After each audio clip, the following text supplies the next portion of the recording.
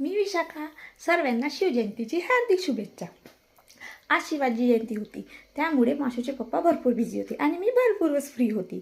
म्हणून मी आज काही दिवसभर केले नाही, मस्त आराम केले.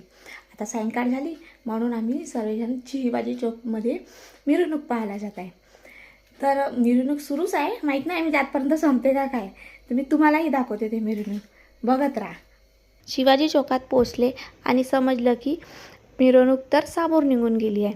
तरीही आम्ही महाराजांच्या मूर्तीकडे आले आणि तिथे थोडा वेळ थांबले आणि बघितले तर असा वाटत होता की आज दिवाळीच आहे आणि भरपूर रश पण होता, सर्व खुश पण होते आणि आमच्याकडून तर ढोल पथकही मिस झाला होता. तरीही आम्ही तिथे थोडा वेळ थांबले आणि आम्ही पालखी बघायला समोर निघाले आणि पहिल्यांदाच मी इथे लाठी डान्स बघितले. लाठी डान्सच्याच मागे महाराजांची पालखी होती आणि मूर्ती पण भरपूरच सुंदर होती. ते बघितल्यावर मनच प्रसन्न झाला. महाराजांच्या मूर्तीच्याच मागे शिवजीची पण पालखी होती आणि खूप मोठी छान मूर्ती होती. ते बघितले आणि त्यांच्याच डीजेवर माशूही नाचत होती, बघा मस्त. ते माशू नाचून झाल्यावर आम्ही तिथून निघाले आणि पाणीपुरीच्या स्टॉलवर आले.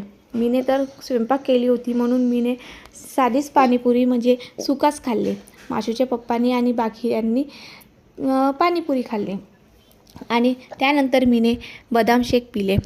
बदाम शेक खाऊन झाल्यानंतर माशूचे पप्पा आणि अनिकेत या लोकांनी मसाला दूध पिले.